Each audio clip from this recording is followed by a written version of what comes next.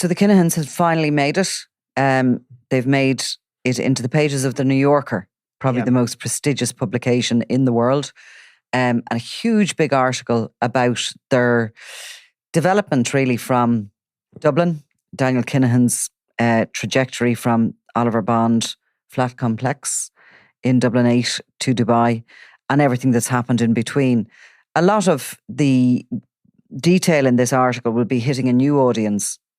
I mean, the New Yorker is purchased all over the world. The covers of it are framed in people's homes, and it's also online.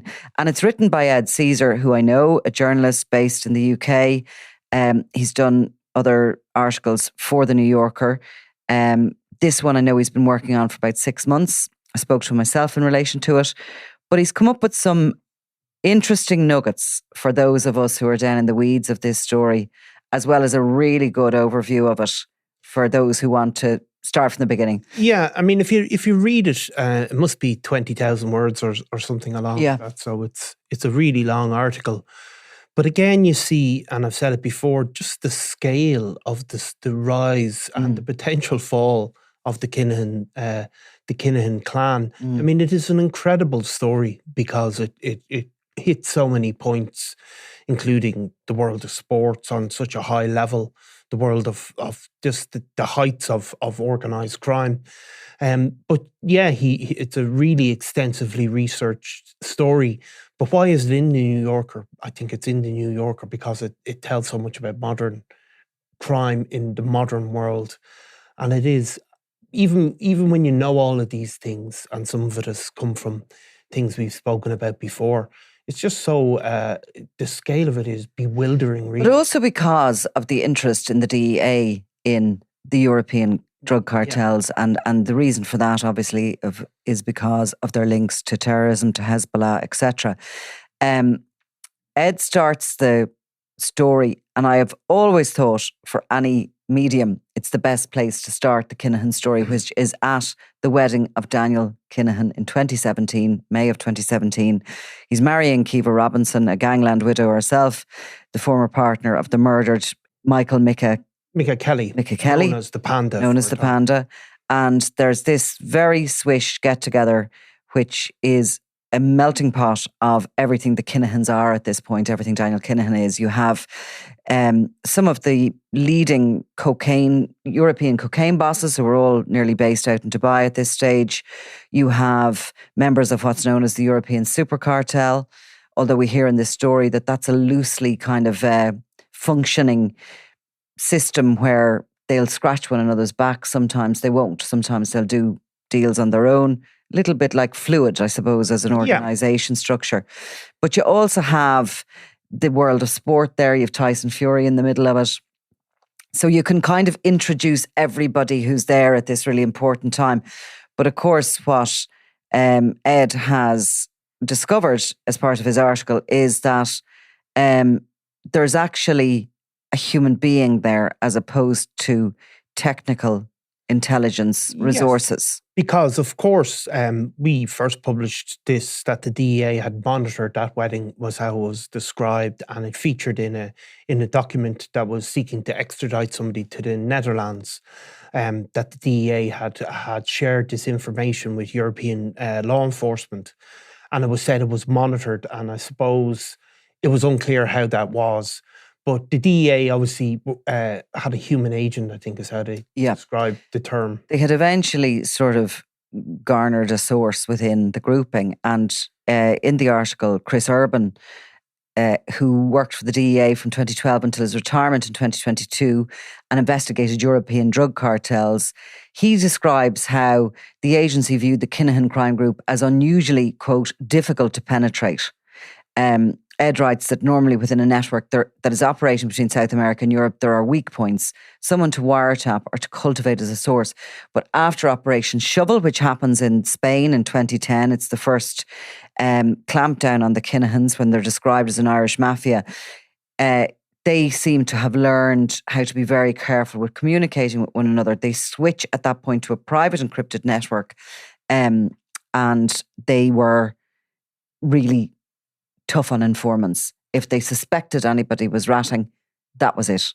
Yeah, so I mean, I think they're contrasting the Kinahan network to the other big European drug networks involving people like Ridwan Taghi, who seem to be much more loose. But I suppose that's what they say the strength of the Kinahan network is that they were just a step ahead of their competitors or even their allies. But there's a fascinating bit about Encrochat as well. Yeah, I mean, detailed in it. I mean, this is a. We have obviously known that certain members of the Kinahan cartel were on Encrochat. We know that because people like Pater Keating, Liam Byrne, these were all using Encrochat phones. Well, we know in 2017 when Imre Arakas came to Dublin on a mission to kill a Hutch associate called James Mago Gately, that he was caught with a phone. And it was an encrypted phone that had been given to him for the job. He was communicating with two sort of cartel heads in Dubai, who we would identify as Sean McGovern and Daniel Kinahan. One of them was operating under the moniker Knife and the other Bon. And there's instructions being given to Imre Arakas. But that network was it was actually an in-house Kinahan network. In 2017, on they owned BlackBerry phones, wasn't it? And it was called Bon Mars or one of these, some sort of a name like that. It had been developed for them in 2017. But what the New Yorker have discovered as part of their investigation is that the Kinahans by 2020 are on Encrochat, and it's from The Hague and with Europol unidentified sources that Ed Caesar has garnered that yes, they were on this phone network. So obviously, Encrochat, I don't know, I can't remember exactly when it was set up, but probably in 2017, it certainly wasn't widely distributed and very few people had the handsets. And obviously, if you're on Encrochat, the person you're wanting to speak to has to be on Encrochat as well. But yeah, he has fascinating information about how that worked. And it obviously, a lot of it focuses on Sean McGovern. He's the first cartel member that's identified because he's having discussions about a rap video in which sort of he'd appeared or a character of his had appeared. And that rap video came just in the run-up to the sanctions, because this was a kind of a concerted effort by Kinahan, who was becoming enormous within the world of boxing and was ready to walk out of the shadows and to stake his claim as being one of the top boxing promoters basically in the world and fixing fights for Tyson Fury. But there was a rap video released and followed on from that. There was a book, I think, first. The book first. Called Blood Feud. Blood Feud, which was a kind of a good bit before, I think. That was detailing the feud from the Kinahans' perspective, let's put it that way. And released sort of firstly through Johnny Morrissey. Yeah. He's one of the first we can identify who starts to share this book, because it's an ebook and it's shared for free. And then comes this rap video, which is very highly produced. And then comes this movie. Yeah. The Regency. Yeah. The film. The Truth. Which again is, very highly produced and released for free. See, now, if you look back to that time, at this stage, the Daniel Kinahan was on his way to become one of the biggest figures in world boxing. But his reputation in Ireland remained as a gangland criminal. However, he certainly thought at this time he could escape that and launch himself into boxing as a kind of somebody maybe with a bit of a sketchy past in Ireland, but very unproven. And so he put out a propaganda campaign really to separate himself from the crime, and he paid for this sort of real life documentary style film, paid for the video, the rap video, and it was all to put out this thing that he was being unfairly targeted. Of course, all of that came crashing to an end when the American government came out and sanctioned him. That publicity campaign you're talking about, the propaganda campaign, really continued over those 2 years before that, from 2020 really until 22, because what it was culminating in was Daniel Kinahan himself had recorded a podcast interview with James English, who had travelled to Dubai to record it. And the teaser had gone out. The teaser featured Kinahan himself speaking, obviously in an office in Dubai, talking about how ridiculous some of the claims were made against him, including the claims that had come out on WikiLeaks that he had financed some child soldiers in Sierra Leone. He was denying that, and he was saying it was ludicrous, and he was talking about the Regency and what happened and how he escaped with his life, etc. But it was only, the teaser had gone out, and the podcast, 3 hours of it, was due to be released on St. Patrick's Day of 2022 from memory, and it was kind of pulled, didn't happen, and the next thing, the Kinahans were sanctioned in the April. There's a clear before and after. But in terms of the Encrohat network. Yeah, getting back to that. Because Encrochat obviously has brought down so many huge gangland criminals. There's another really big one put away this week in the UK. But it was never clear, for various reasons, not to get back into them all again, about what was going on with the Kinahan network on Encrochat. But he has great detail in this article about how Daniel personally stayed off the Encrochat network, but their whole network, all of their underlings basically were on it in Dubai and in Spain.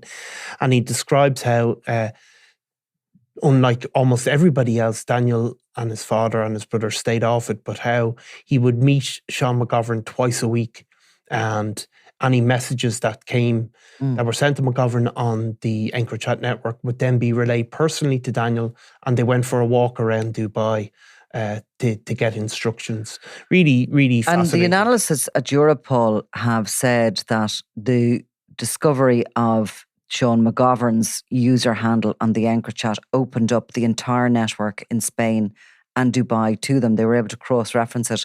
If you look at any of the Encrochat investigations, and particularly the documentary series that we spoke about recently, they are greeted with a whole host of handles of various names picked, and in the beginning no one knows who they're looking at.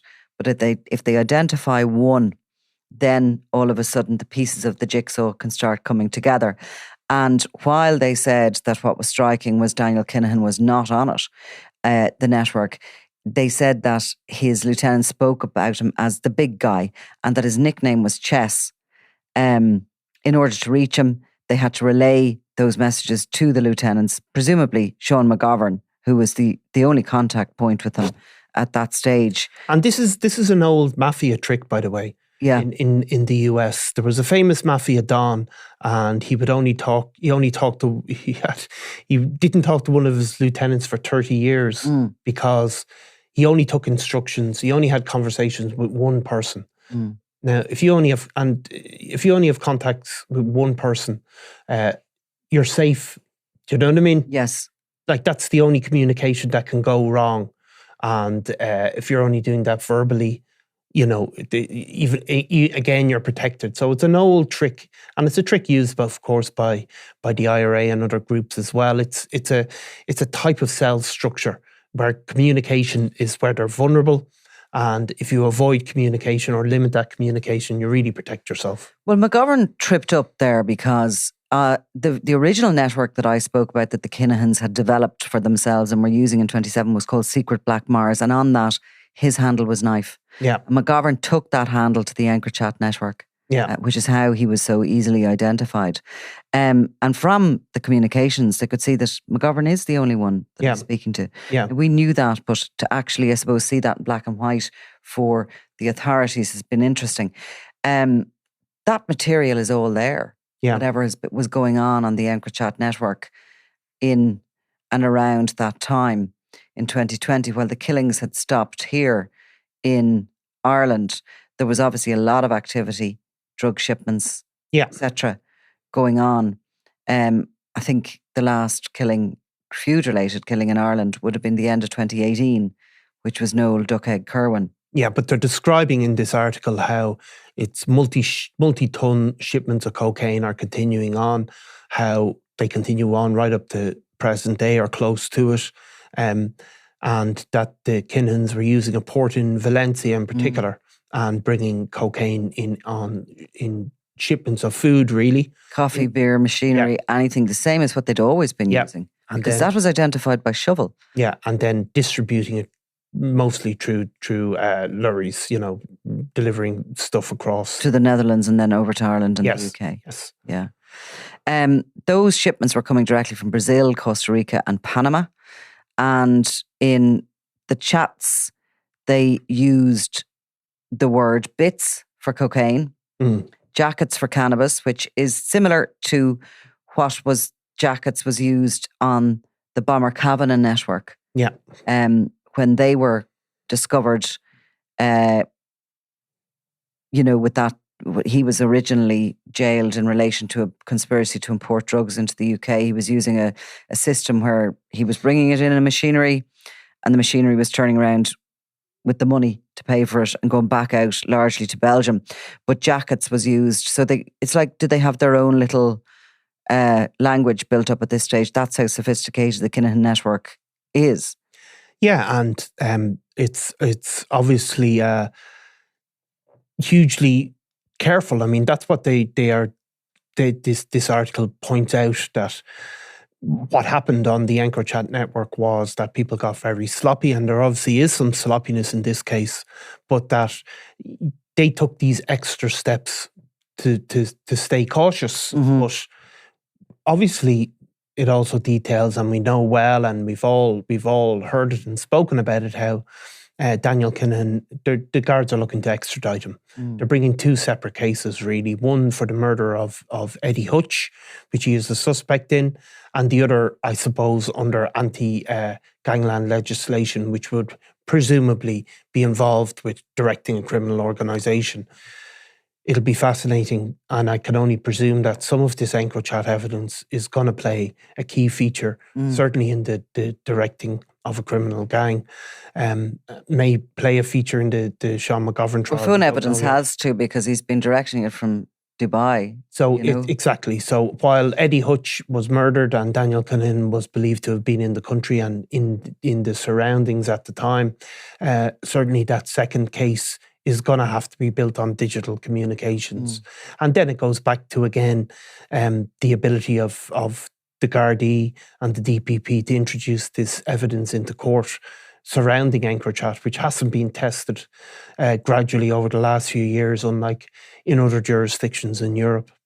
So Christopher Jr. is on this, actually, and he's called Mano, or he's certainly referred to as Mano, and he's often getting messages to his brother through McGovern, presumably, looking to get people in the gyms paid. But I think that's other people on the network looking to get people in the gyms paid. That doesn't necessarily go through McGovern, does it? Or does it? Directly to Daniel Kinahan is going through McGovern. Or certainly everything that's criminal. Because in another part of the forest, they describe how Daniel would meet boxers, and people involved in the boxing industry who would communicate with him openly on WhatsApp.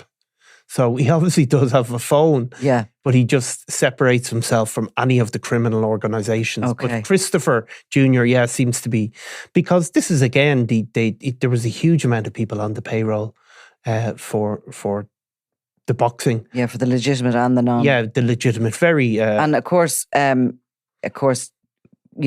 Christopher Jr., who's the lesser figure in it, was always seen as having a kind of a more accountancy role. I mean, he was described in Shovel as being underneath the sort of the money laundering side of operations, whereas Daniel was on there was some funny term they used for it in Spain. Again, harsh decisions. Yeah. In other words, murder and drug dealing. But and so look, there's plenty more in the article. Obviously, I think for us that stands out. The other thing that stood out for me was the point being made that, the United Arab Emirates is clearly a place where these major drug dealers are gathering. It's easy for them because they can open business. They speak about the boxing and how a former member of the Dubai police was, on the board of directors of it. And also how they were able to buy up properties, and how after the sanctions, the United Arab Emirates said they had locked down and frozen the properties, yet Kiva Robinson, as Daniel's wife, was able to sell, in one case, a property that had increased in value from 7 million to 14 million. Yes. In the aftermath of the sanctions. But talking about Raffaele Imperiale, the Italian Camorra member who has gone state witness and whose lawyer has been in and out of the jail every day for months, is under protection, etc. And he's spilling the tea on all of them. But it took the Italians, if you noticed it in the piece, because I hadn't really engaged with this before, 6 full years to have him returned from the United Arab Emirates after they had got their warrant, their arrest warrant for him. And he'd also embedded himself in society in terms of he was living openly. Dealings. Yeah, and he had property dealings that with key members of the royal family. So he'd also, like Daniel Kinahan, had managed to embed himself into society as well as embedding himself in using. But he's wanted in his home country in Italy over those Van Gogh paintings that had been stolen and that had been found in his property. But the Dubai authorities seem to be ignoring the Italians and their warrant. And then, if you remember, shortly before he was returned to Italy, there was an intervention, I think, from the highest level of justice the justice Italy. Minister flew over and had a meeting. So he's been debriefed over years, Imperiale, and I think they describe it as having thousands of pages of debriefing, which is fascinating in of itself. And obviously... He likes Daniel. The journalist, the journalist speaks to his seems to have access to the documents, but he has one of his comments about Daniel is interesting. He says, Imperiale says, Daniel Kinahan is my dearest friend with whom I share a passion for boxing. And he just says, I was also at his wedding, but he was a close friend with Rico Raquelme. And so I didn't make deals with him without Rico. And in another part of the forest, they describe how Daniel would meet with the boxers in a hotel in Dubai. And when the boxers came along to see him, he'd be sitting there with Imperiale and on some occasions other major Super Cartel figures. Now, the Super Cartel is also described by Imperiale, who sort of rejects the fact that it's a formal structure, I suppose, though we always said that. I mean, what it is a sort of marriage of convenience where these people will invest together in order to reduce risk and also to be able to buy in greater bulk. But at other times, they'll do their own thing individually and they're not bound together. But Imperiale says of it, we were all dependent on each other, but also competitors. Sometimes we're business partners and then our paths separate again. And what he's saying basically is that they and it's the same way criminal gangs will work in this country, that they'll get drugs off somebody, but the week after they might get some drugs off somebody else.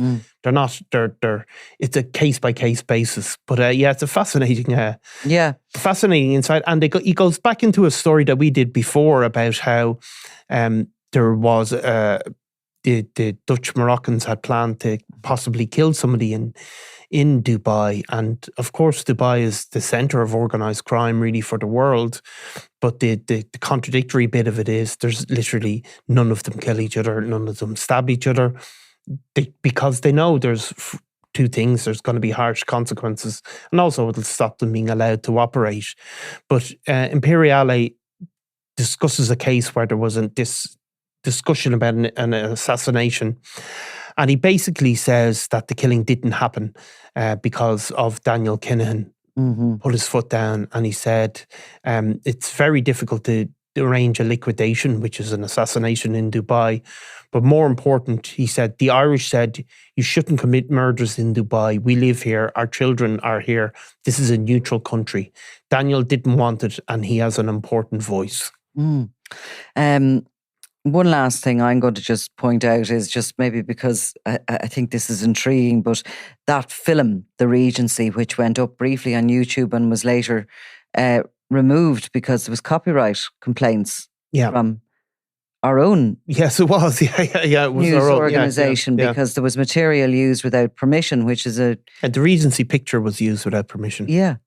Anyway, there's emails that have been sort of come up which show links between the film company that makes it plus a business partner who is an entrepreneur who helps run the Probellum, the boxing company that sort of emerges after MTK shuts down. And the emails seem to show that Daniel Kinahan is very much behind it, but is trying to keep his distance from it. And the whole thing is an abject failure because it has to be pulled after it goes up. But Kinahan goes on then to record that 3-hour interview. He obviously decides that drama is not as powerful as his own words, and he does the James English interview, which still is somewhere on the cutting room floor. Yeah. And it'd be interesting to see if that ever comes to light, ever. And he also addresses, I suppose, the eternal question that people always ask, is he still in Dubai? Has he gone to Iran, or has he gone to Russia? And he sort of addresses the most recent sightings of him.